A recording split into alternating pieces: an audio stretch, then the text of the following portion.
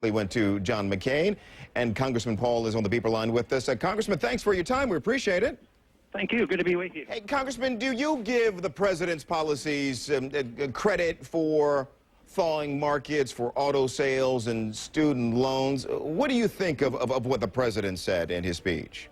Well, I don't think a whole lot of it. I think we had a new deal and a fair deal, but I think this is going to be a bad deal and not help at all. But I don't blame him for the problems. I blame him for the prolongation of this because he was very explicit by saying that government shouldn't cut back on spending. He wants to massively increase the spending, and therefore he's going to prolong it. But this was a long time in building. This took 25, 30 years to build the bubble. And everything he talks about is reinflating the bubble and buying up bad assets. And then later on, we'll deal with discipline. But he mentioned that individuals don't want to spend money because they're doing the correct thing. They're pulling back, they're saving, and that's what an individual's supposed to. But a country shouldn't be any different. When you spend beyond your means and have too much debt and too much borrowing, that's what you have to do. And his statement that if government didn't do this, it would prolong the Depression, he's absolutely wrong on that because that is the understanding of the Depression. It was prolonged because of the intervention of Hoover and Roosevelt. Okay, Congressman, let me jump in and ask you this. Do you believe the markets would have cleared away the wreckage, to use the president's words here, in our economy without the $787 billion stimulus package? Well, it wouldn't be completely done, but this way is going to go on for years and years, and they're going to destroy the dollar. I've used the analogy about a sound foundation, but the foundation should be on a sound dollar, and we don't. He never even mentioned the Federal Reserve. The only time he talked about money was, if we create $1 and put it in the bank, we're going to get $7 or $8. He's preaching inflation, and that's how you destroy the value of the dollar. That's actually the way you liquidate debt, too. Unfortunately, that is a tragic way of liquidating debt because you punish those foolish people who are out saving money and planning for their future. They want to take care of themselves.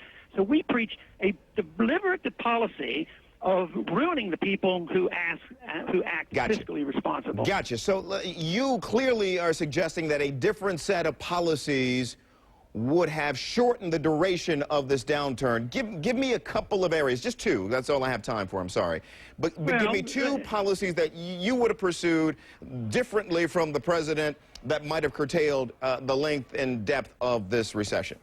Okay, maybe General Motors went bankrupt 1 year ago and somebody bought up the bad assets so they could get their house in order or something. That would have been over and done with. And we'd be back buying their cars by now. Because right now we're not going to buy their cars because we don't know what the government's going to do to GM. So the same way with AIG. Did you suggest that to President Bush? Hey, GM's in trouble, let them go under? No, but that's why I said that Obama isn't to blame for all of this. This has been a long time coming, and that's what we have to understand. It's Keynesian interventionist economics that we're pursuing. They went awry, and now all we're doing is accelerating it. It leads to a business-government partnership which trends toward fascism. It is socialism, but when you get in bed together and businesses are owned and regulated and controlled, that is a fascist can I say something to you? You know what? Very few people will remember the context in which you use that word fascism. Is that responsible to toss that word around? Well, that is if you don't understand an economic fascist versus military fascism, and I'm not referring to military fascism. I'm strictly talking economic terms, and there is an economic fascism where government and business are partners, and when businesses get into trouble, they love it. Is it the little guy that's going to have the tax rallies tomorrow? No. It's not the big guys. The big guys are getting all the benefits. The little guys are having the rebellion because they haven't received anything because they're sick of this type of partnership where the big guys get bailed out when times are good. They get low taxes and they make billions.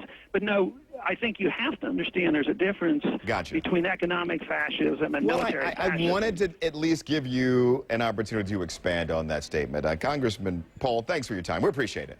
Thank you. And new trouble.